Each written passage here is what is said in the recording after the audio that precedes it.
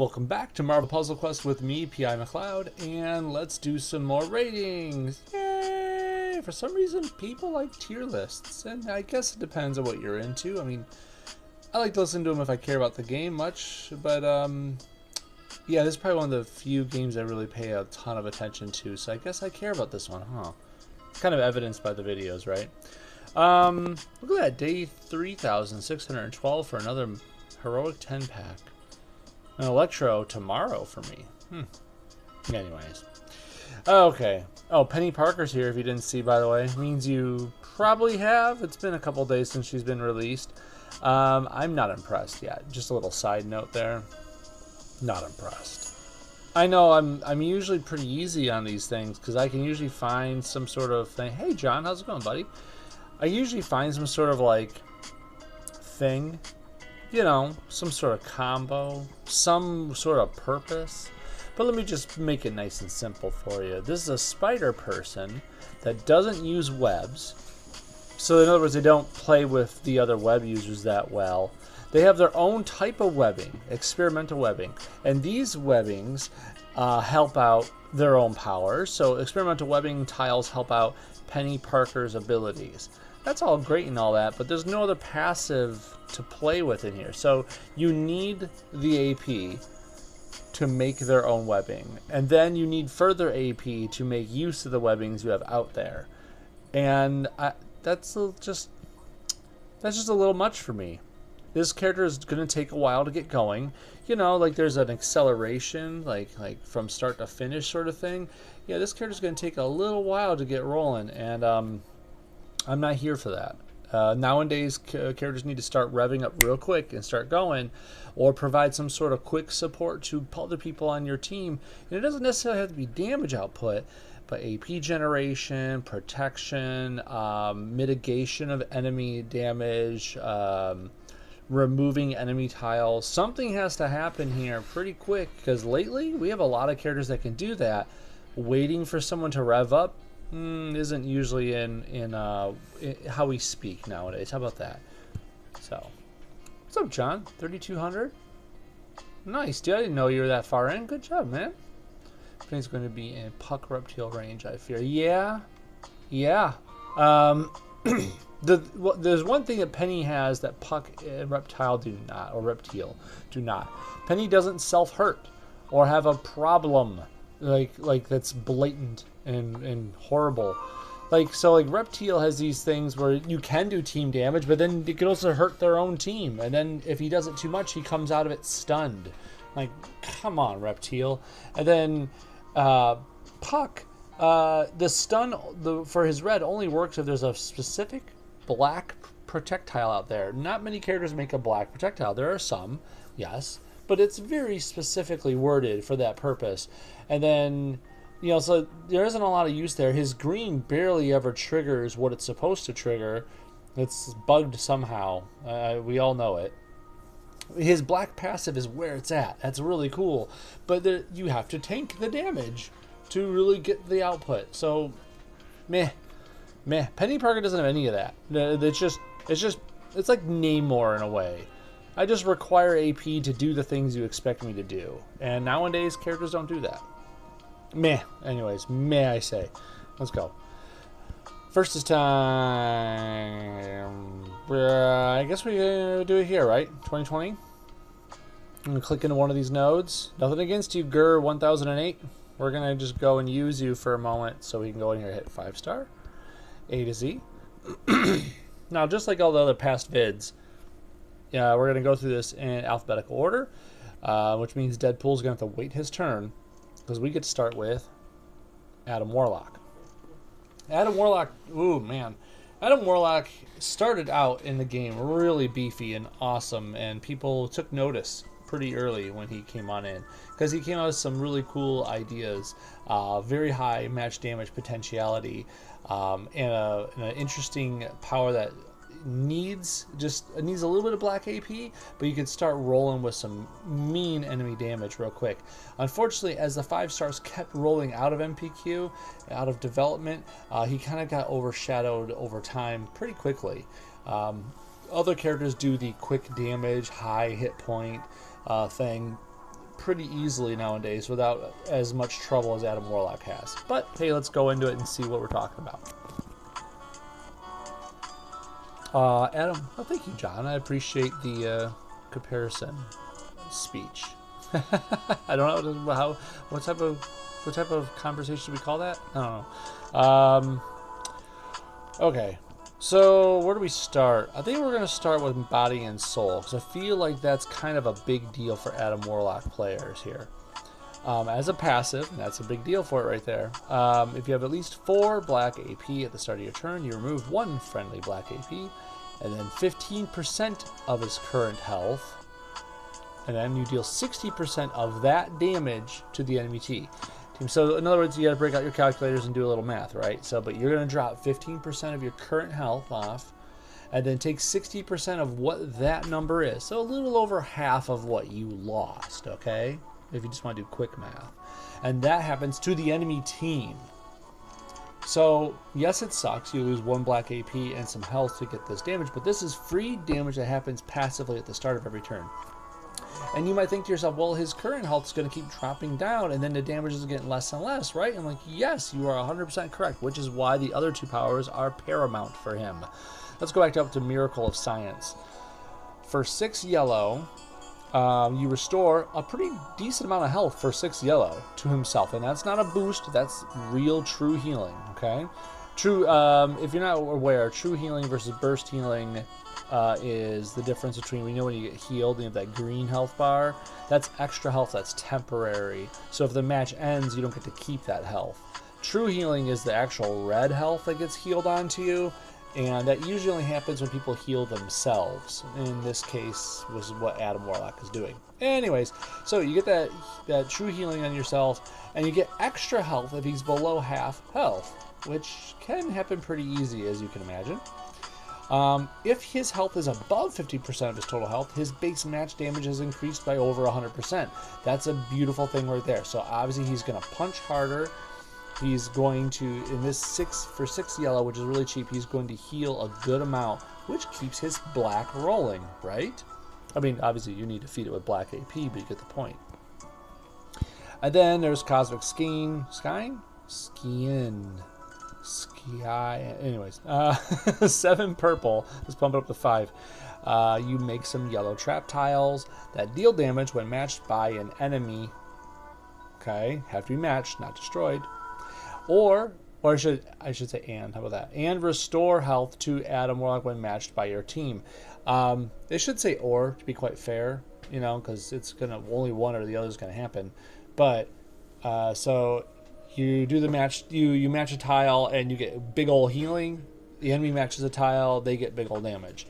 Very good trap tiles, to be quite honest, because they happen either way. Now, of course, they can still be destroyed or overwritten, but there's not a lot of trap tiles out there that say, hey, friendlies or enemies can match them and get the bonus out of it.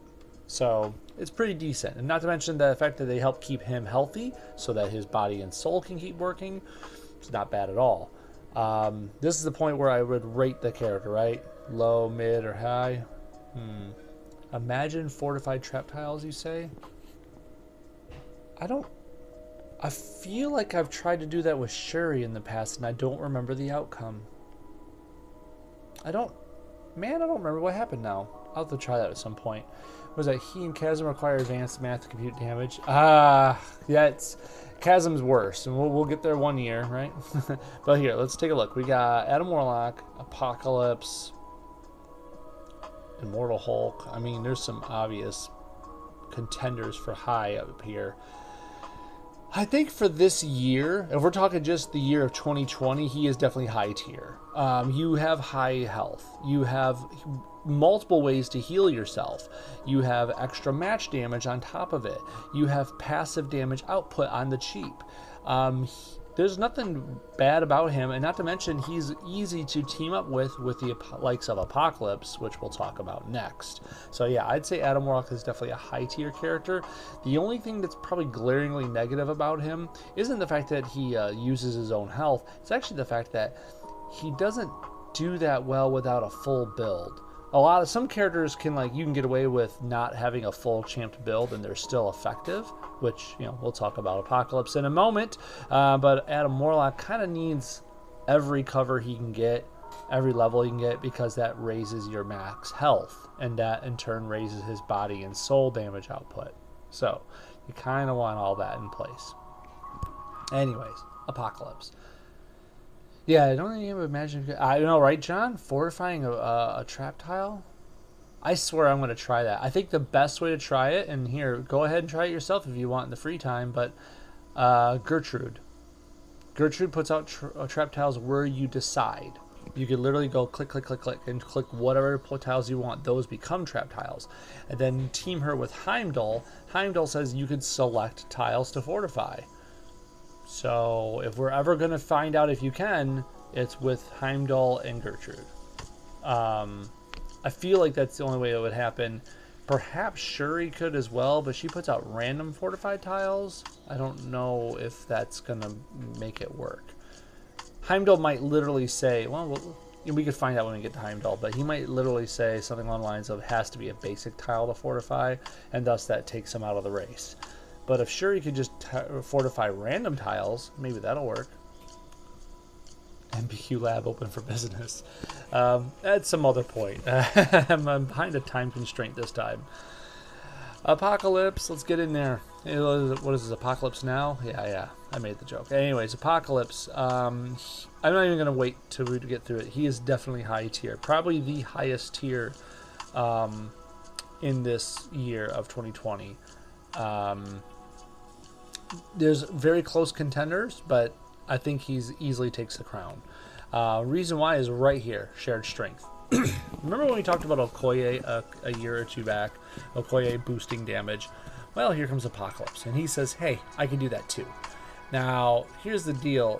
He doesn't do it as well, but he does it in a more blanket style. Let me explain. For 7 yellow, you get 4 of these repeaters out there. And each time those repeaters go off, he puts on some big old protections, protect tiles on the screen, okay? And that's good. But the other part is that while one of those, just one, okay, and they don't stack, so don't think you get like 3 of them out there, they stack their bonus. That's not how this works. But while at least one of them's out there, your friendly power damage is increased by a good amount. Now this is boosted, so it says 23k. That's ridiculously awesome. But normally it's like an extra, what? Like 12,000 at this level? Maybe like 10 to 12,000? Something like that. It's still a good boost, okay? So everything you do, Polaris, yeah, that's boosted by that amount. Medusa, her entanglement, yep. That boosted by that amount. Immortal Hulk's passive boosted by this amount, just like Okoye, okay? And this actually mixes with Juggernaut. Don't understand why. Okoye still doesn't do it, but Apocalypse does. Weird, right? Anyways, Apocalypse does some great things. Not to mention his own powers mixed with this super well.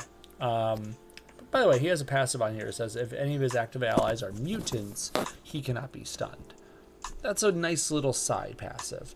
It's not going to come up all the time, but hey, when it does, you'll be glad to have it. The next one in line is easily survival of the fittest. For 7 red, you do 4 hits of a pretty decent amount of damage. It's usually like 4,000 to 5,000 at this level, but here's the boost, okay? To the lowest health enemy, ignoring enemy protects. This is amazing in very many ways. If 7 red isn't that high of a cost to pay, okay? 4 hits to the lowest health enemy, and that ignore protects, you're basically dooming you. If there's a 4-star or less on the enemy team, they are dead. There's no way they're surviving that much damage unboosted. Now throw in your shared strength. Every single one of those 4 hits is boosted by shared strength. So have a shared strength tile out, and all of a sudden that's, what's that, 23,000 plus 10,000? That's 33,000 times 4 to the poor schmuck on the other end of that fist. It's quite ridiculous, quite awesome. He definitely does a really good job of boosting himself with that power. you can't ignore how good this ability is. And then finally, there's Forged in Fire. I would put this at 5 as well if I could. But I have a hard time deciding between red and black. I'll be quite honest. Forged in Fire for 7 black. You destroy up to 4 friendly protects. Each one does 30,000 damage. Now this is boosted once again, so keep that in mind. To random enemies for each one. If there are no friendly protects out there, he heals the lowest health ally for an okay boost of health. It's not his forte, okay? And then creates 4 projectiles. The big point is destroying 4 friendly projectiles. Do you remember what Shared Strength does besides boosting damage? Each repeater makes 2 projectiles. So if you have 4 repeaters out there and they all go off, that's 8 protects. Forged in Fire is going to destroy 4 of them. That's a ton of damage outgoing you're putting out, and you still keep 4 of those 8 projectiles. It's super good. All of these abilities lead into each other really well. How do you say anything bad about this guy? All of his powers cost 7. They're all cheap. They're all very effective. I mean, Shared Strength has to be at max level. Have to be at 5. You'd be silly not to put it up there. It's up to you where you put your red and your black. You can't go wrong. Super good stuff. Definitely high tier. Hey guys, I missed a little bit of the chat there. Help me remind you about Forgotten Studs. Yeah. 3275. Nice, John. Apocalypse brings the pain and oh, hi Mark. Yeah, we still talk about the new team, Mark. Been definitely passing it around to people who would listen, and there's a few smart people out there who have definitely saved that team now. Okay, we'll move on from Apocalypse to, well, not Havoc, because D is for Deadpool. We'll start our own Marvel ABC book over here. Deadpool, the Spirit of Vengeance, is an MPQ original. The developers did a Peggy Carter again. You know, they made their own special personal character that is not canon, however you want to pronounce it, to comic lore. Deadpool Spirit of Vengeance comes on in looking like a Ghost Rider sort of thing, but with his own taco truck because it's Deadpool, so it has to be wacky in some way, shape, or form, right? Right. Deadpool walks in with a couple really cool tricks up his sleeve, things that the other 5-star Ghost Rider doesn't really have at his disposal. First off, let's start with Weighed and Measured. At level 5, it's in passive, nice and easy. When you make a match in the enemy's or that target's strongest color, he takes one of their AP of that color and deals a bunch of extra damage. It's pretty nice. The only bad thing about this is, once again, and I've said this for many other powers, it only works when you make it in that one color, that enemy's target's strongest color. There's 7 different colors out there, so this only works on 1 out of 7 different colors. If it's, say, purple, but you have no one on your team that cares about purple, are you going to make that purple match just to do this extra damage and steal an AP? That's a very situational thing. But the damage is nice. You can't turn that down. And of course, taking an AP rate from the enemy is never something horrible. So next up, I would say, is Abyssal Blades. I'm not saying the black one's bad, but we'll get there. You'll see. For 8 red, what he does is he does some good damage for the cost. 8 red is not bad for this cause, for what he does. And he stuns the target for a turn. Okay, let me put it up to 5 so you can see it in full. But he stuns the target for 1 turn and creates a 5-turn countdown. If you match or destroy that tile, which means obviously match 4s that go through it. If you can destroy that tile somehow, and this is you, not the enemy, you stun the target for 2 turns and create another Abyssal Blades countdown tile. In other words, this is the tile that keeps on giving. If you can match or destroy it multiple times, you're just keeping someone held down. They potentially could be held down the rest of the fight until they die. It's actually really good ability if you have a good surefire way of destroying that tile constantly. See Mighty Thor for more details. Anyways, nice ability though. We said it before when we were going over the thing. Red stuns are hard to come by. And finally, there's his Penance Fair. This is what he pulls up with his taco truck, and you have one of one of 4 different options. It's cheap for 6 black. If you choose just the 6 black, it just deals damage to the enemy target equal to 150% of the damage they've dealt. In other words, the longer the fight goes on, the more this is going to do to someone, and it could be super, super lethal depending on who you're hitting with it. Add on 3 yellow AP as well to the cost, and then you'll deal extra damage to another random enemy. That's not bad. If you like, maybe you could like kill a 4-star along with it, or I don't know, just kind of weaken someone up to a certain point. For additional 3 green instead of the yellow, you destroy 4 tiles in the target's strongest color. That's kind of fun. So you can kind of deplete, something that they really like out there. And finally, for 3 purple instead, you create a 5-turn purple countdown that deals a bunch of extra damage if it gets matched or destroyed. And that means by anyone. Okay, so that it's kind of like the idea of that a 4-star Deadpool's countdowns, but they put it in a nice little fajita. So yeah, this little countdown tile joins the rest of the damage you're doing and promises more damage as long as someone matches or destroys it. It's a great set of abilities. If I have any problem with it, it's the fact that 1 out of 7 colors is what is needed to trigger weighed and measured. Penance Fair really doesn't do anything until the match has gone and taken place for a turn or two. You need, like, if you have 6 black right off the bat, there's a very good chance that you're not going to do any damage to the opponent. It's just a real thing.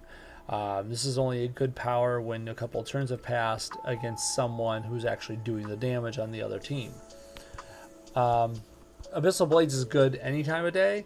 It's just a matter of making sure you can match or destroy that countdown tile before it goes away.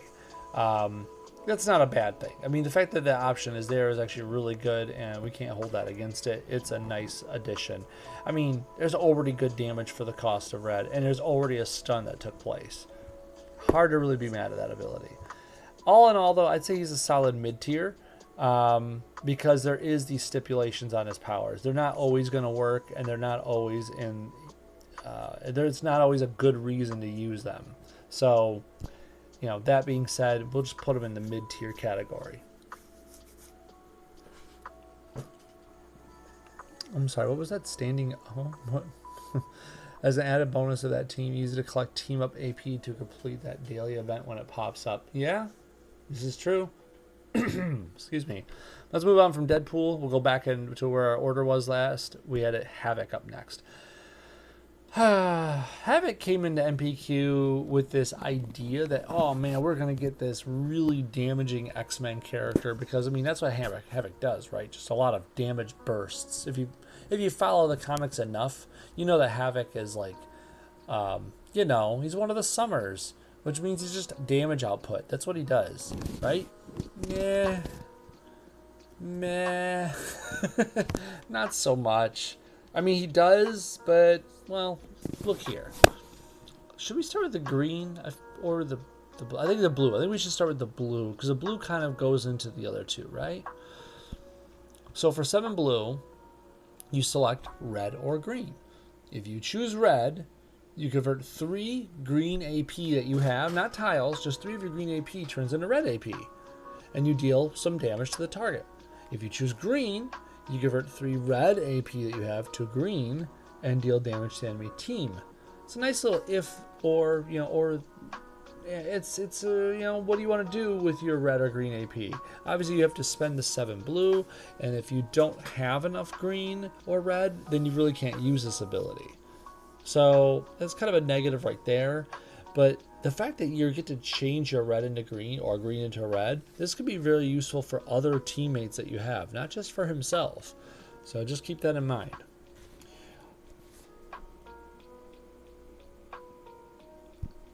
Yeah, John, I hear that, man. Favorite X-Men, but I hate that he's meh. I get that, man. Plasma Beam for 9 red. I mean, it deals okay damage. This is boosted, remember, so just take that in half at best. So it's not the best damage for your red cost, but anyways, It does that damage to the target, it ignores enemy protects, and it converts 3 blue basics into blue charge tiles. In other words, this red helps his blue go again. And what's that blue do? You could turn your green into red and do this again and again. It's not quite an infinite combo because you still got to do the matching, but it does set him up for success. So I can't be mad at him there for that. Oh, okay, John. Hey, I'll talk to you later, dude. And then finally there's this green, the Cry Havoc. It's even more expensive at 12. Destroys 3 enemy attacks, protects, and strikes. Targets the fortified ones first. And then deals damage to the enemy team for each tile destroyed. Then it deals extra damage to the enemy team. I mean, it's nice that it destroys these enemy targeted tiles, but it is destroy and not remove. So certain enemy characters like Beta Ray Bill could actually want you to do that. Or Captain Marvel if it's enemy strike tiles, right? So there's pros and cons to this. In the end, usually it's okay to use stuff like this, but you could be feeding the enemy inadvertently. So anyways, 12 green. And you have that option to use your blue to turn red into green, but still it costs 12 green. That's going to take a while to get there. In the end, I consider Havoc a pretty low tier 5-star character.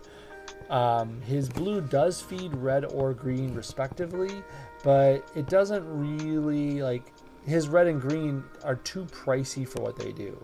For the amount of damage they output, for the amount of effect they really have on the battle, it's just a little too pricey to really work. So unfortunately, Havoc, you got to sit in a low tier level. You could use him as a nice use for blue AP to switch red and green around for other people though. So he's not useless, it's just, man, there's other ways you could spend one of those 3 character slots on your team. Moving on from Havoc. Go over to Heimdall. We talked about him earlier, and he's pretty cool, but he's one of those situational peoples. Let's dive in. So Heimdall, he's one of those characters that his shtick revolves around fortified tiles, and we can see that really easily right here with the All-Seer. See that right here? You get it? See it with the All-Seer? It's okay. Anyway, 6 blue, fortify 3 chosen basic or friendly special tiles. And you heal Heimdall for a really good amount of health. I mean, for 6 blue, like, okay, remember, once again, it's boosted, so you can have that. But still, that's not a bad amount of healing for 6 blue. As a passive, other friendly powers, meaning not this one, okay? You can't, this doesn't affect the All-Seer, but affects all his other powers and other allies' powers too. They cost 1 AP less for every fortified tile in that power's color, down to a minimum of 3 AP. So if you fortify a green tile, well, guess what? Everybody's green powers is 1 cheaper. Fortify a red, everyone's red tiles are 1 cheaper. If you fortify a blue, everybody's blues is 1 cheaper except for this, the All-Seer power. Now, keep in mind, this doesn't lower his own cost of the All-Seer, but if you team him with Shuri or 4-star Black Widow, their passives can lower the All-Seer down to 3. Believe you me, I love putting Shuri and Heimdall together because she'll lower his power costs down and he lowers hers down. Then you have a bunch of cheap fortified based powers ready to roll. All-Seer should go right into the Prismatic Cleave from here because this, while it's expensive, you can make it a ton cheaper, can't you? For 10 red, or a lot less, as you already understand now, he deals a pretty good amount of damage, plus a really good amount of damage more for each color fortified tile on the board. So since there's only 6 colors you can fortify, because you can't fortify team-ups, right? Take that boosted number, that 12,000 you see there, times that by 6. Because with the All-Seer, you're definitely going to try to target one of each color, now that you know this, right? So that's that number times 6 on top of his regular damage is a ton of damage. In other words, just looking at your numbers right here, he could literally hit someone for over 100,000 damage. And it could cost anywhere down to 3 red because of his own power descriptions. That's really good. It's probably one of his best points, to be quite fair. The Bifrost Bridge it's an okay price at 8. His allies go airborne for a turn. When they land, they gain 3 AP in their strongest color. Now remember, there's other allies that like being airborne. They get abilities out of this stuff, right? Like Vulture is gaining, black or green and blue AP while he's airborne. Or Throg, when he touches the ground, he destroys charge tiles in the strongest color, and you get some sort of effect out of it. You get the point, right? When some characters like it when they go airborne because they get a passive boost. Remember to use that. Or maybe you just want to keep some allies safe from an upcoming ability. Anyways, while Heimdall has no active allies, which means airborne or stunned or whatever, right? He takes 25% less damage. I'm sorry, let's boost that up. At level 5, it's 33% less damage. So it's not bad. He gets really super defensive, in other words, when his allies aren't around. And it's not a bad thing, because he's the only one out there to hit, right? He's a really cool character. Does some great stuff as a team support sort of dude. Keeping your allies safe by sending them airborne. Fortifying tiles, and thus making allied powers cheaper. And of course his red is a really nice nuke. There's not a lot of bad things I could say about him. It's just he doesn't do much without fortified tiles, which is going to cost you your blue AP to get rolling. And one ability in particular, his yellow, is all defense. But hey, that's not the worst thing in the world. At least it generates AP, right? So I got to put him at a mid-tier, probably like a high mid-tier. He's definitely useful. You just have to make sure you put him with people that are going to appreciate what he's doing for your team. He's not going to sit out there and do a ton of damage without the support to get that red AP, or without supporting other people to get their AP up and running. Okay, Heimdall, let's move on. From there, we got Killmonger. Killmonger came into the game with a whole new shtick. No one ever saw this sort of idea before, and honestly, I don't think we've seen it yet again. He holds a very unique power. It's this repatriation. Am I saying it right? I think it's repatriation. Anyways, whatever. Someone's going to correct me, aren't they? So when the enemy makes a match 5 or greater, that critical tile that gets made, it gets locked immediately. And then at the start of your turn, all critical tiles become unlocked. If the enemy matches a crit tile, and this includes if it's locked, okay? Killmonger just takes 5 of their red AP. You can't match, the enemy can't match a crit tile without Killmonger saying, nope, no, I'm going to take 5 red AP. If the enemy cannot afford it, which is sometimes the case, Killmonger deals a bunch of extra damage to the target instead. So once again, that's boosted, but let's just have it, okay? If you have that number, that's still a lot of damage just because they matched a crit. And hey, let's just say they can pay the 5 red. Well, his red, Extreme Prejudice, costs 9. You deal an okay amount of damage, and you create 2 critical tiles. In other words, you're taunting the enemy some more. Come on, match these critical tiles. It's not going to hurt, is it? Plus, also, as a passive, friendly matches in the enemy's strongest color deal 150% more damage. Obviously, this is only going to work in 1 out of 7 colors on the board, but hey, that's just a passive that's always rolling, and this works for anyone. It doesn't have to be just Killmonger's colors. So, if you're friendly, I don't know, 5-star Carnage is sitting out there as a teammate, and he matches a green, and that just happens to be the enemy's strongest color, Carnage is doing 150% more damage. It works for anyone. So, yeah, it only works on 1 out of 7 colors, but at least your teammates can use it too. And finally, there's Decisive Strike. For 10 purple, you deal a pretty good amount of damage, plus extra damage for every Decisive Strike trap on the board, and it disarms those traps. How do you get those traps? Well, at the start of your turn, if the enemy did not fire a power last turn, you create a yellow, green, or blue trap. So I should put this up to 5 so you can see more of it. So you deal some good damage, plus more damage for every strike, these purple traps on the board, okay? this yellow, green, or blue traps are made every turn the enemy doesn't fire a power. So against goons, it's not so useful. The first turn or two, they won't fire powers, so that's okay. But after that, they're going to probably fire powers like every other turn, right? Because, well, they're goons. They generate AP. But hey, it's really good against enemies nowadays, like tile mover enemies, or PvP opponents, because a lot of people do passive stuff now, and thus they're not firing powers. So a lot of traps can be put out there pretty easily over your turns, and hence this is going to end up doing some good damage. Anyways, this is another situational character in some sorts, because he revolves around match 5s, those critical tiles, and having them be potentially matched by the enemy, which sounds not good, right? You don't want to be matched by a critical, but his damage clapback is so good.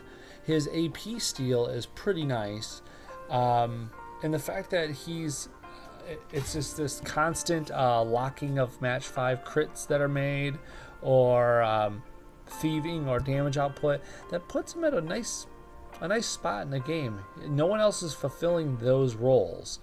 So unfortunately, it's situational. So if the board is just very lackluster and there's just only match 3s everywhere, his black barely is going to come into play then, which means his red isn't going to do too much because you're not stealing AP all the time, right? If you do get the red AP to fire it, then you're hoping the enemy matches those crits, or you're just going to match them yourself. But then where's the fun in the character, right? That's kind of like half the point of them. So that, and all in all, I think he's like a low mid-tier. He's situational, but it's the sort of situational stuff that you can't plan for. You can't just look at the enemy team composition and be like, oh, they're going to make more match 5s than normal. No, you don't know that. That's board luck. That's literally based on how the board is compromised. There's a couple other characters out there that make more crits than others, like America Chavez, like Karnak, and that's great, but you really don't know how the computer's going to play, how the board luck is going to fall. So, yeah, that's why I say he's like a low mid tier, because you just don't know how things are going to fall, and that affects his powers a lot. Let's move on from Killmonger. Let's get on over here to Magneto. Oh man, when Magneto Age of Apocalypse came out, that was a big it was a big letdown to everybody. He had this lackluster kit, and a lot of it revolved around this one blue power where he would go airborne for a few turns, and then based on the amount of yellow AP you had stored up, for every 3 yellow he would do a bunch of damage to the enemy. Like, it was a giant nuke. But unfortunately, he also had this passive that said, hey, while he's active, all projectiles do so much more protection for the team. And it was cool to a point, except for the fact that when he goes airborne from his own blue, he's not active anymore, right? So now he's not protecting the team, and thus your teammates could actually die because he's using his abilities. So, not cool. Not a good way to go. Since then, they've buffed him, changed his powers drastically. His powers have a whole different shift, except for maybe his yellow. We'll start there because that's been kind of tried and true. It might not be his highlight, but it's still the same. This internal induction costs only 6 yellow. He creates 4 big old strike and projectiles, prioritizing which he has less than. So if you only have like 1 projectile but 2 strike tiles, he's going to make more protects, okay? He's going to try to make a nice even split. He also empowers strike I'm sorry, at level 5 he makes 6 of them. I apologize for not putting it up to 5. He also empowers strike tiles on your team by 30% for each Brotherhood member on the team. There's not a lot of those out there, to be quite fair. Like Mystique is one of them. I think the Blob is one of them. Juggernaut may be one of them. You know, but there's not a ton out there. Anyways, Strike tiles get empowered by a good amount for each Brotherhood member. Protect tiles get empowered by a good amount, 30% in this case, for each X-Men on the team. So it's kind of neat that that's there. I wish there was something more you could say about that, but honestly, 30% is only so good. See 4-star Punisher for more details on how like 30% or less of a boost doesn't really make a difference. So, moving on from internal induction to more fun abilities. First off, Magnetic Inhibitor. For 6 red, he goes airborne. Now, thankfully, this isn't like going to make or break him at this point. There's actually a fun thing here. While he's airborne for these 4 turns, whenever an enemy creates a destructible non-basic tile, so like a countdown, a repeater, a strike, a protect, you get the point, right? Magneto just immediately destroys it, dealing 250% extra match damage for that tile. This can only activate up to 3 times per turn. Those destroyed tiles do not give you AP. This is really fun against goons. Goons constantly are putting out countdown tiles and special things, right? So Magneto just sits up there like, nope, nope, nope, nope, you didn't do that, nope. For 4 turns. There's so much potential out of this, not just for the damage, but also just for board shake too. So this is a fun ability. It's just, it's not that useful all the time. There's not a lot of enemies, like characters in the game that are constantly creating special tiles. So he's not that awesome in PvP for this purpose. But maybe we're not including Polar Coordination. Polar Coordination only costs 7 blue. You select a basic tile. You destroy all tiles of that color and its opposite. So if you pick yellow or black, you're getting all yellow and black. If you pick green or purple, getting all green or purple. Red or blue, getting all red and blue. For each tile over 8 of a destroyed color, you gain 1 AP of that color. Okay, so you think about it. There's a little bit of math there, but like, so let's say there's 9 blue out there, right? You're getting 1 blue AP because that's 1 over 8. If there's 13 purple, and then you're getting 5 purple out of this ability, you could get some really decent AP out of this. Those destroyed tiles do deal the damage they're supposed to do as well, so there's a lot of tile destruction on this, hence a lot of cascading. And since you're removing 2 whole colors out of 7 out there on the board, you best believe you got some cascades coming your way. This is super fun ability. Really good with Polaris, really good with Beta Ray Bill, really good with certain teams that rely on destroying specials, because this destroys all tiles of that color. This also goes really good with like 5-star Storm and destroying all colors, all tiles of a single color with her green. You could really just shape the board almost to what you want. So there's some really big fun to have with Polar Coordination. All it takes is just a little bit of extra thought on what your team build should be like, but you could have a really killer team done real simple if you put it together just right. In the end, Magneto used to be low tier, like super low tier, but now because of this buff, because of these changes he's got, I would definitely rate him like a high mid tier. One reason he's not high tier is that his abilities do cost AP to start up. He's not passively run. They require him to set up. You have to have a setup ready. You have to have enough blue to fire it off, and hopefully the cascades will be in your favor. They should be, but just, you know, there's a chance. His red is fun, but unfortunately, if the enemy's not putting out tiles, you're not going to get anything out of it. Odds are they're going to put out tiles, but still, it's there. So the odds are with you for him, but it's still not enough to be a guaranteed 100% victory with him. So anyways, Magneto's definitely like a high mid tier. Okay? Let's move on over to Sinister, or Mr. Sinister. I gotta give him his title, right? Mr. Sinister came into MPQ with the promise of more trap tile play, because honestly, there's not a lot of trap tile play in this game. But we're looking still to this day, or at least as of 2020, for trap tiles to be nice and reliable and effective. And Mr. Sinister brought a big promise with him, but he's not dealing with it as much as we wanted. It's going to be weird to say all that, because if you look at his abilities, all you're going to see is traps everywhere. And you might think to yourself, well, what else could he do? There's other characters in MPQ that do it really good.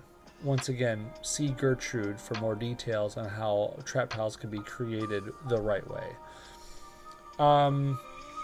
Let's start with the original Sinister. This is probably one of the best reasons to use him. It is a passive. It says if an enemy would deal a certain amount of damage or more, and the friendly team has at least 2 black AP, you drain 2 friendly black, prevent up to that much damage, okay, and create 2 trap tiles that, so you're preventing damage, you're creating trap tiles, and those trap tiles deal extra damage when matched by either team. This is passive. You're passively preventing damage. You're passively creating trap tiles, and those trap tiles, upon matched by either team, will do more damage. This is not bad. This is pretty decent. The only negative here is that you need at least 2 black AP. That's it. Is that really that hard? No, it's not that hard to have. If there's a negative here, it's that the trap tiles are, well, they're traps, so they can be easily overwritten, destroyed, etc. But I mean, still, you're preventing a lot of damage. So at the very least, you're preventing. It's good stuff. His purple is passive. When the enemy fires a power, he creates 3 trap tiles. If the enemy has 3 or more AP in one of these Sinister Secrets trap tiles, I should say it right, 3 or more AP in a Sinister Secrets trap tiles color, when it is matched by either team, you steal 3 enemy AP in that color. Otherwise, you're destroying 2 enemy AP in that color. So 3 or more enemy AP, you're taking it from them. 2 or less enemy AP in that color, you just destroy it. Either way you slice it, you're really hurting the enemy AP pool, and it's really good for that purpose. None of these traps are going to do damage. You're just really holding the enemy back, and that's really fun right there. Again, this is whenever the enemy fires a power, though. So with all the passive play we talk about in this game, this isn't going to come in handy that often. It's only when people fire powers. Finally, there's Behold. His only active ability costs 8 blue. Let's pump this up to 5. He creates 3 trap tiles, and is not a certain color, just 3 random trap tiles that each deal a pretty okay amount of damage, but really it's for each friendly trap tile on the board, and it includes these Behold traps, up to 8 of them in total when matched by either team. So these have to be matched. It's thankfully either team, but they can be destroyed or overwritten because they are traps. This counts your black traps that you have from him, his Sinister Secret traps. This counts any trap tile. So America Chavez's her multiverse yellow trapped power, those count. Black Cat's traps, those count.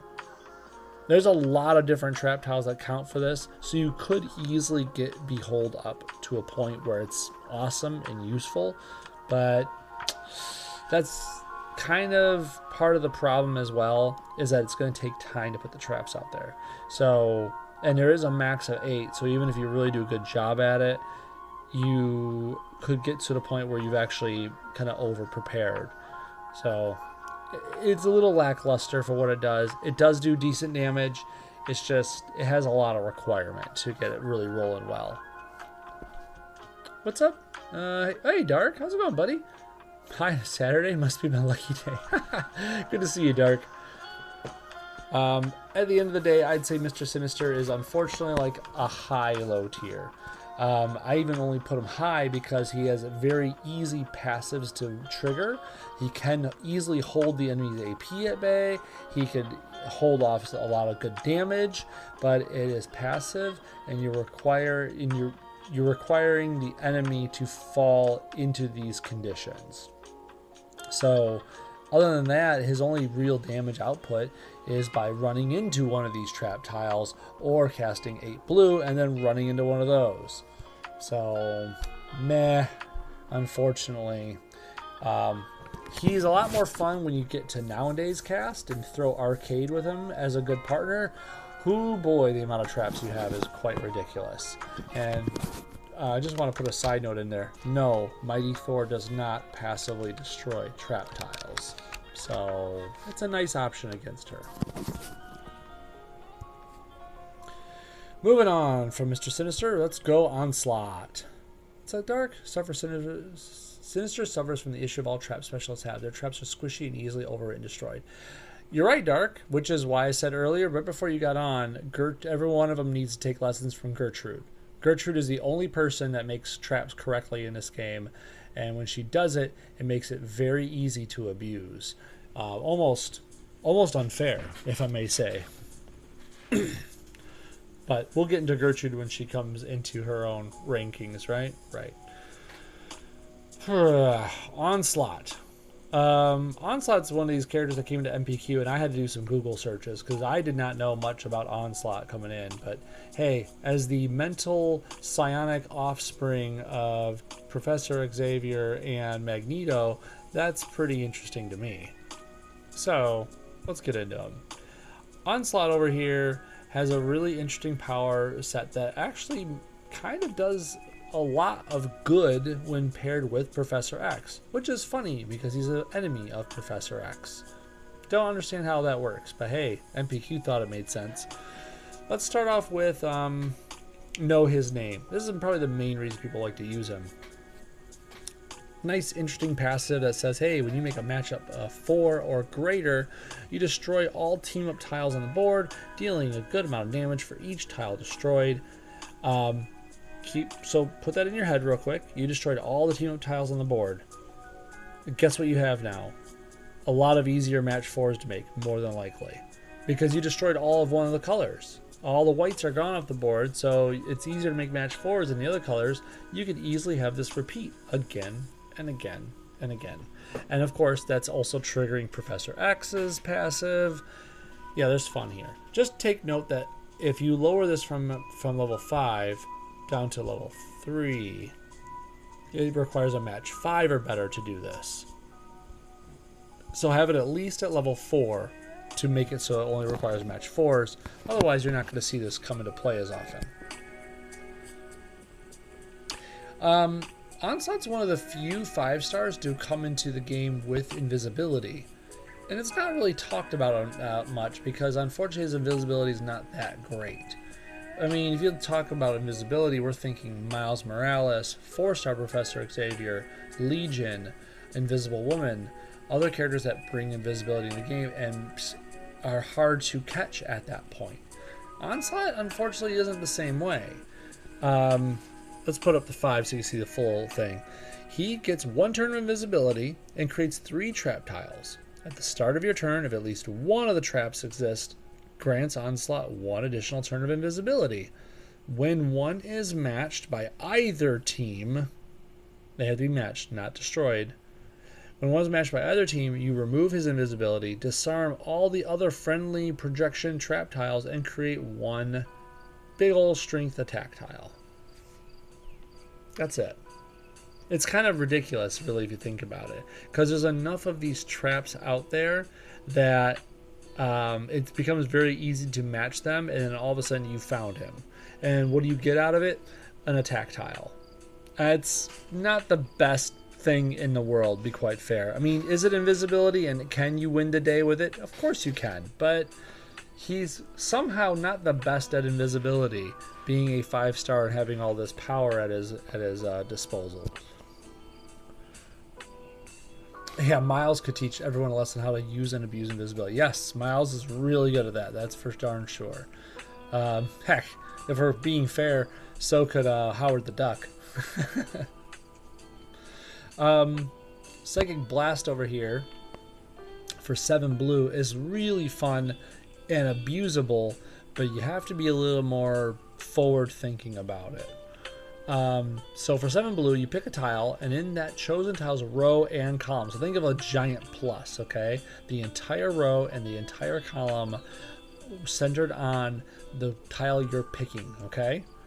You deal a bunch of extra damage for every enemy special tile in that row and column. Okay, and then all tiles get convert all tiles of the enemy's strongest color to the enemy's weakest color. So there's multiple layers here, okay? You got extra damage output potential with the special tiles in there, and then also potentiality to do extra cascades by changing colors. So let's say the enemy's strongest is red and their weakest is yellow. If you look at that plus shape you're about ready to create, imagine all those reds turning into yellows. Are you making another match 4 or match 5 with them? And if so, if you're making a match 4 or 5 with them, aren't you triggering Know His Name? Yes, you are. And because of that, if Professor X is your sidekick, isn't he doing his thing as well? Yup. And Psychic Blast is very often overlooked. It's a cheap cost, does great extra damage based on special tiles, and can do some cascade fun that is unforeseen in this game. If you abuse this correctly, you could easily turn the entire game in your favor. Just a side note, one of my favorite teams to abuse is easily Onslaught, 5-star Professor X, and Nightcrawler. Not because I love Nightcrawler, but because for 7 purple, he's making a lot of different colors into the same color on the board. There's a lot of different ways you could abuse the cascades of that team. I'm sorry, what's up, Dark? I missed your last one. I suppose if you just want an excuse to get a strong attack that Kitty or players to play with, then this purple isn't too bad. Yeah, I guess that's fair. Hey, what's up, Dark? What gifted 3 months of tier 1 director? What? Dark? You're amazing. How do I do things to like show awesomeness on Twitch? I don't even know how to do this. I've already this is crazy. I don't I feel like this is awesome. Dude, thank you so much. How do I want to figure out how to shower confetti on the screen when stuff like that happens. I don't know how to do enough of this stuff yet. That is amazing, man. Thanks again, as always. That's really awesome. I'm gonna try to move on here in a nice level-headed manner. Okay. Onslaught. After everything I said here, and I'm looking at the rest of 2020's 5 stars, we're talking Adam Warlock, Apocalypse, and I haven't gotten too much farther when I talk about high tier characters. I'd say Onslaught's like a nice high mid tier. He's only effective when you yourself are making the match 4s or greater, and if you have the blue to abuse. Invisibility is so fragile on him that it isn't really reliable. And it is nice that he has it, but that's not enough to really bring home the bacon. So I'd say he's just a high mid tier. That's not to say he's bad. I mean, remember what he could do with Apocalypse on his team. Just imagine boosting those match 4 things that he does, or boosting his psionic onslaught. You know, that whole that making a cross shtick that he has. There's a lot of things you can do with him. So don't overlook him. Just he's one of those characters you kind of put your thinking cap on when you play him. Shang also works with that Professor X Onslaught team you're talking about. So easy to get right cascades. Yeah, that's true. I would 100% agree, Dark. Hey, look at that. You got a little present on your name there. That's cool, dude. I'm easily entertained. Okay, moving on from Onslaught. Immortal Hulk. How do you say meta in big green letters? Immortal Hulk. That's how you say it. If Apocalypse is the king of 2020's 5 stars, Immortal Hulk is the only one challenging him for that crown, and it's a hard fight. Immortal Hulk bursted onto MPQ with a level of ferocity that other metas quickly quivered and shook to. Your arch nemesis. Okay, so Immortal Hulk came into play with this one ability, what does kill me, that was immediately looked at as, do I want a cover of black or do I not want a cover of black? So Here's why. Let's read the passive. When the Immortal Hulk makes a match, he deals damage to himself. Well, that sucks, right? I mean, just think about that easily. Just that simple. Deal damage to yourself. Yuck. When he's downed, if there are any non-downed allies, in other words, if he's not the last one remaining, the Immortal Hulk is revived with an okay amount of health. And then he deals damage to his allies as well. Ugh. But then his base match damage is increased by 63%. Oh, that's cool, right? Go up to the top of this again. When the Immortal Hulk makes a match, he deals damage to himself. So if you're increasing your base match damage, you're also increasing the odds that he's going to be the one tanking colors every time he dies. Of course, you're going to do more match damage. Maybe you'll kill the enemy this time he comes back to life, right? So this became a point of contention, and it still can be. If you don't have Immortal Hulk yet on your team, one of the things to think of is, do you want a black cover right away? Because if you don't have a black cover, sure, he doesn't come back to life, but hey, he's not punching himself in the face every time he does match damage. So take that into consideration when you're building your Immortal Hulk. Once you get him ready to champ, though, to level 13 covers, I should say, then it's, you know, a no-brainer. You want it at 5 because obviously that gives him more match damage, that gives him more health upon revival. It's really good all the way around. There's a lot of good stuff to be had here. Let's move on to the real reason everyone likes to use him, though, the green door. Okay. How do we say this nice and easy? Let's just read it a little bit, right? At the start of your turn, one random basic tile gets converted to green. Then, if there are at least 8 basic greens on the board, you deal a decent amount of damage to the enemy team and destroy two basic green tiles. Okay? So, that's every turn there's a chance at team damage. Just because you're the Hulk. And of course, you're creating a green tile every turn. So that means there's a chance at making a match, which could probably hurt himself, but also gaining green AP, just passively, just because. He's super good for this ability alone. Is this boostable? Yup. Okoye and I-Hulk are a big team. Yes, I said I-Hulk. That's what Immortal Hulk sometimes goes by colloquially online. It is boostable by Apocalypse, boostable by Okoye, boostable by anyone who wants to boost it. Boostable by Kitty with Strikes. Boost away. This damage could easily level a whole team. Hide your 4 stars, hide your wife, hide your children. This is going to kill people. And the green door is not to be messed with. Again, you could have a 1 green cover I-Hulk and do amazing damage without even having a single other cover, just because you have a good Okoye or a good Apocalypse. 1 green cover, team damage forever. Yeah, and you can hide behind tankier green users while he does his thing. Yep, that's true.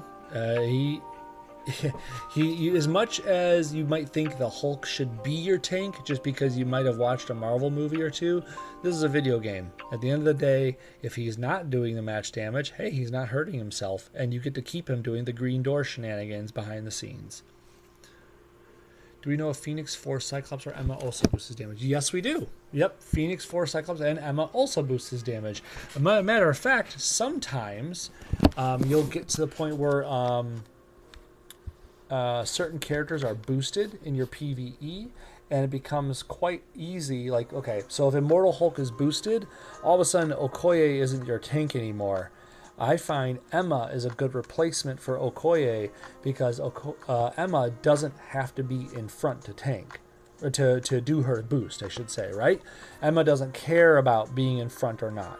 So Emma sits in the back, you just hoard the red AP, and then all of a sudden the Hulk is doing better and better green door damage.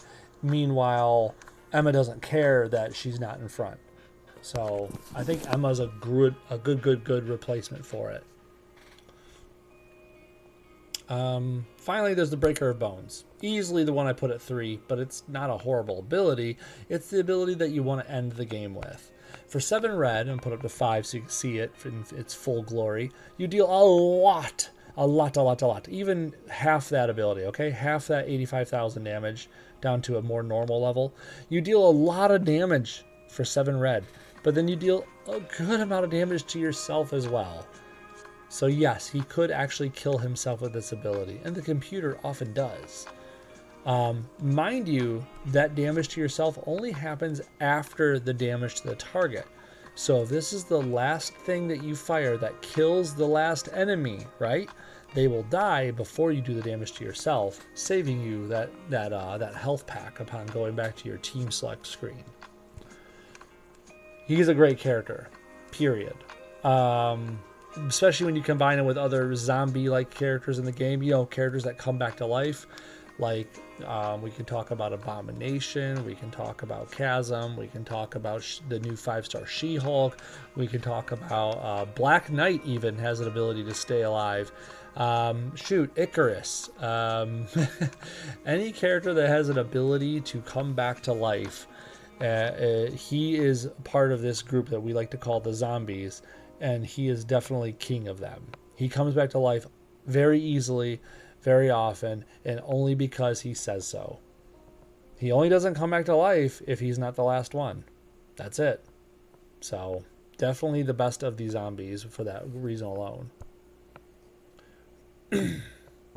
Let's move on to another MPQ original.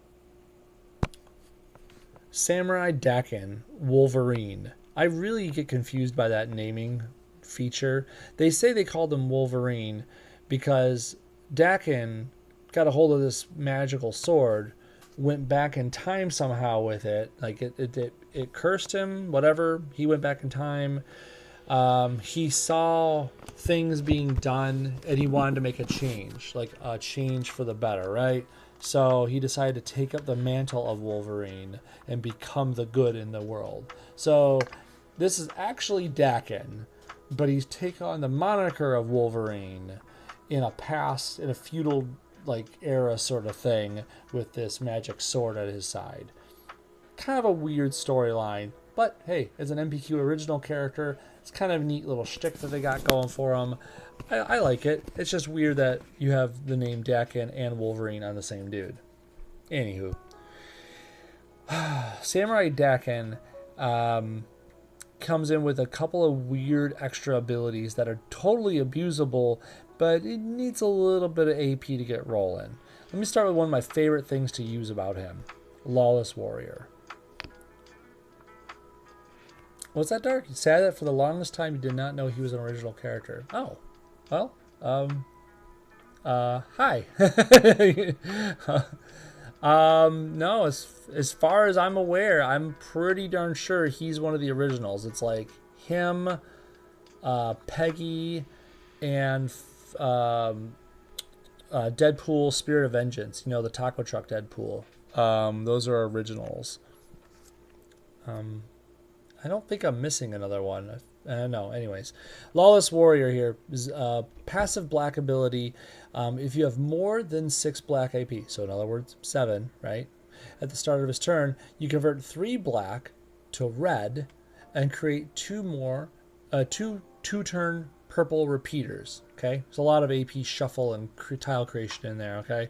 But if there are 2 or more special tiles on the board when this tile activates, not including the repeater tiles, this deals damage to the target. It says not including the repeater tiles, but let's be clear about what that means. It doesn't count themselves. So in other words, if this fires off again, then it works.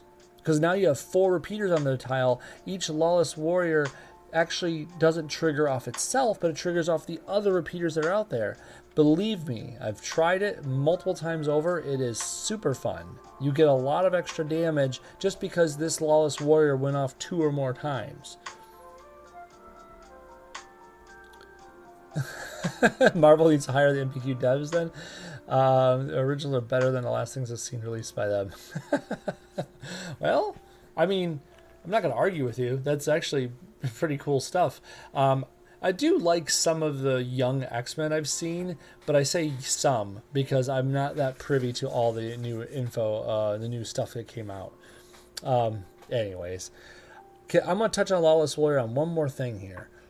If you guys have been playing long enough, you might remember how King says, hey, if you spend AP on something, King says, no, you didn't spend that. I'm just going to give it right back to you, right? So in this case, you're converting 3 black AP to red. Yeah, that 3 black AP turns to red, but you still keep your 3 black. In other words, next turn, because King was your ally, next turn this Lawless Warrior will fire off again, and again, and again, and again, until every purple tile is a repeater, and hence you're doing a ton of passive damage because Lawless Warrior said so. It's super fun, very abusive with King as your ally. Of course, you got to get 7 black, but hey, once you get the 7 black, it's just a never-ending train of fun. Okay, moving on. Lethal Fury. It's a pretty decent ability, but its passive is a little lackluster. Here, we'll get into it. For 9 green, you destroy 3 green tiles, deal some damage. Damage dealt by the power reduces the target's health permanently for the rest of the battle. In other words, so that 25,000 damage they took, their actual max health gets reduced down that much. Pretty nice. So, because there's some enemies out there, or some characters I should say, that have built-in regenerative abilities or healing powers. Look at Adam Warlock that we just talked about, or even Immortal Hulk. When he comes back to life, he can't come back past his max. If you reduce the max down enough, he comes back at a lower amount, doesn't he? Anyways, tiles destroyed by this ability do actually generate AP. So you cast your first one at 9 green. Your next one, you only need 6 more green to get because he destroyed 3 green tiles and got that AP, didn't he? So it gets cheaper after the first time you cast it. Well, I shouldn't say it gets cheaper. It's more like he's already closer to casting it again. Does that make sense? I hope it does. If he has less than 25% of his health, this power becomes the unkillable Ronin, which is nice in a way, but here's why it's not nice. I'm going to flip this on over. You can't fire off your 9 green anymore. That ability's gone. See? 9 green AP ability? Not a 9 green AP ability. It becomes a passive. So now you can't fire off your green ability, but if you have at least 3 green AP at the start of your turn, his healing factor kicks in to heal him for a good amount of health. It is a good regen, but when he gets at least 25% or more, it goes back to being Lethal Fury.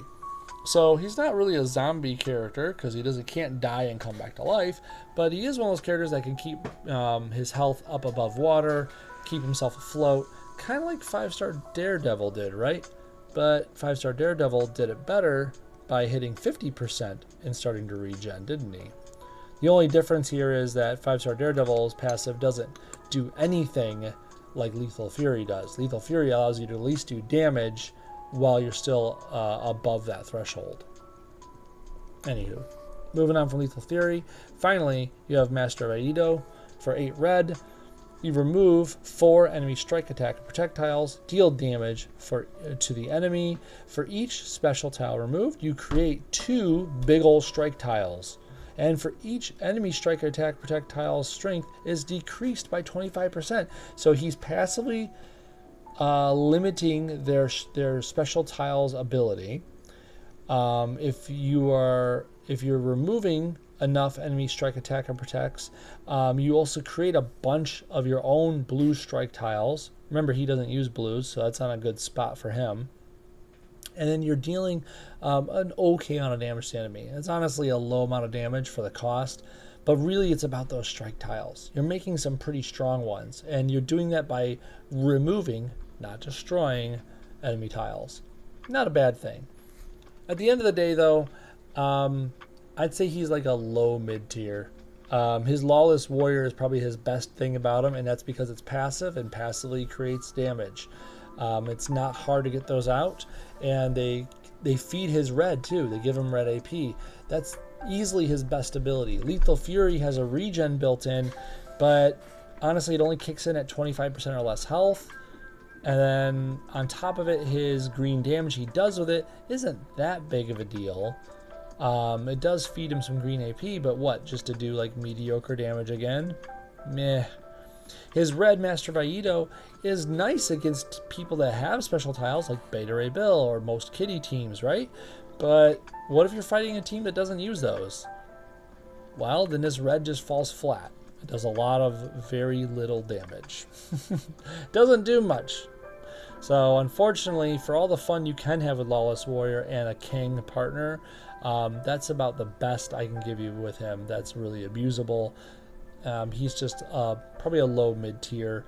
And I only give him mid-tier because of Lawless Warrior being very easy to have fun with.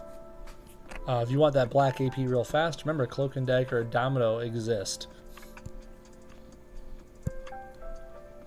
Finally, there's Yelena Belova. Yelena Belova comes into the game after years and years and years of Marvel Puzzle Quest, keeping Yelena Belova as a 1-star character with very, very expensive powers. And hey, it becomes a thing that is actually very useful now. 5-star Yelena is amazing compared to 1-star Yelena. Let's not beat around the bush. She's actually pretty abusable when put into the right situations. I'm sorry, was that dark? I thought it was that he could still fire his green, but then he wouldn't have the green needed to heal. You just wanted this over here. So you could fire it if you're above 25% health. But as soon as you're below 20% health, it turns into this. It doesn't fire a thing. It's not a fireable power now. So you need so much green AP to heal himself, but that's it. You can't fire anything off. So he uses the green to heal himself, and that's it. Yeah. So it's cool for a bit, and then it turns into just a stay alive. He turns from fight into survival. Anyways, Yelena Belova, come over here. This lady right here is one of the surefire ways to beat some of those Welcome to Shield nodes. Yep, the Shield Challenge nodes. Right, Dark. This top of the class we're seeing right there on top of her abilities is very, very, very, very, very, very important and very abusable. Especially when we're talking about certain characters in this game, especially older characters that have abilities that cost 9, 10, 11, 12 or more AP. She abuses this, and she honestly should. Why wouldn't you abuse this? At the start of your turn, if the enemy has at least 9 AP in any color, you create one big old strike tile, deal just damage just because she said so, and reduce that enemy's largest AP pool by 4.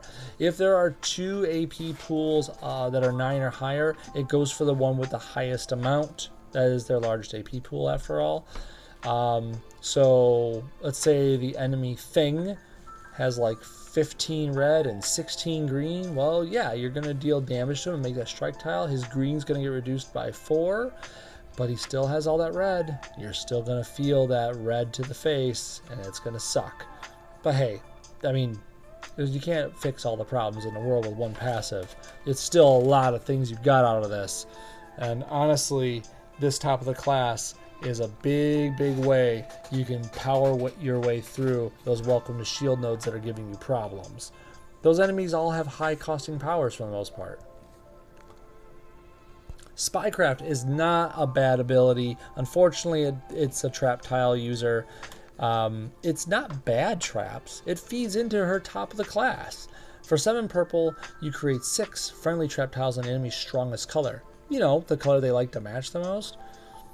When they are matched or destroyed, so it's flexible by the enemy, those trap tiles deal a decent chunk of damage and convert 4 of the AP enemy's strongest color to the enemy's weakest color. In other words, you're going to do that top of the class to them on their weakest color. It's like a slap to the face. It's a decent ability, to be quite fair. The only thing that sucks about it is that they do have to be matched or destroyed by the enemy. So they could sit there and be like avoided or overwritten or whatever, and you'll never get the bonus out of them. But it is the enemy's strongest color. They're probably going to hit them at some point. What's that? You love Yelena just for that ability? She's done right by me, and loyalty like that deserves to be rewarded. You're not wrong with that. Her most lacklustrous ability is this military surplus. Let's pump up to 5 so you can see what it can truly do. For 9 green, you deal some damage, and it's not that good of damage, to be quite fair, not for the cost. To the enemy team, it is team hit. Destroys 2 enemy attack, protect, or strike tiles. Converts 3 AP of the enemy's strongest to the enemy's weakest color for each tile destroyed. So you have this ability to destroy enemy tiles and convert AP based on the amount of tiles destroyed. So that's a potential amount of 6 AP converted, which of course feeds into her top of the class, right? Well, here's the problem. What if the enemy isn't using special tiles? It's not a far-fetched thing. There's plenty of times I put Yelena into battle and there is no enemy special tiles out there. Hence why I keep her green at 3, because enemies always have to match tiles. I mean, unless it's a whole team of goons, then what are you doing? So Spycraft comes into, at least it has a chance of being used for with good purpose. Military surplus doesn't always have that chance. So sorry, we're keeping that green down to 3. I highly suggest you do so as well. Her red is where it's at. This is the entire reason to use her. Is she high tier? I don't think I would call her that. She's very situational. There's a lot of passive people that are going to get around her. I mean, hey, let's go back in time over here and look at Apocalypse. Cost 7. Cost 7. Cost 7. Yeah. He's not afraid of her being top of the class because she needs 9 or higher to trigger it. So over here, Mr. Green Door, passive ability, and then what, costs 7? Yeah, he's not afraid of that. So at the end of the day, it's a really cool ability, but some of the strongest people in the game aren't afraid of that. So I'd say she's probably just a mid-tier for that ability alone, but she's a super good tool to have in your toolbox when going to battle against Welcome to Shield hard nodes. As an added bonus, let me just say, you know how fun it is to team her with 4-star Peggy? It's super fun. 4-star Peggy says, remember, enemy powers cost 4 AP more. So now if their abilities, like Apocalypse costs 4 AP more, for example, all of his abilities cost 11. Yelena says, oh, hey, guess what? You have 9 or more? I'm going to smack you in the face. Peggy plus Yelena is a really fun team. It's very abusable, but still doesn't work against I-Hulk. He's just all passive. Anyways. What's that? She works best against her sister, the other older 5s with expensive powers. Yes, she does. She works best against just certain characters that have old powers, like you said, and you could exploit it with Peggy. I still remain that Peggy is just super fun to mess with Yelena. It's one of my favorite fun odd combos. Anyways, that is our class of 2025 stars. Your kings and of this are easily Apocalypse and Immortal Hulk, with Adam Warlock being kind of close behind to hold a 3rd place bronze medal. So that's what we got for this one. Make sure to abuse and use those as best you can. 4-star's got a whole bunch of good ones in here and a couple of stinkers as well. But hey, we'll get into that on an upcoming video. We got tomorrow is Crash of the Titans. And then not to mention, we've got to get the 4 stars in there at some point, right? Because after that, Welcome to S.H.I.E.L.D. for Penny Parker's coming on up. So got to get in there and try to make that work. Yes, I said it in that way because Penny Parker looks very lackluster. We've already been over that earlier in the video. Ugh. I'm not looking forward to trying to make that work. Anyways. What's that, Dark? I missed quite a lot. Gotta look at this when you upload to YouTube to see the rest of it. Well, thank you, man. I appreciate it as always. I'm going to get out of here. It's pretty much dinner time for me and my fam, so I'll talk to y'all later. Thanks for joining me, Dark. Thanks for joining me, Mark. Thanks for joining me, John. I appreciate all of it. Thanks again for the subs, Dark. I appreciate it. You are amazing, dude. Okay, talk to you guys later. Have a good one. Good night.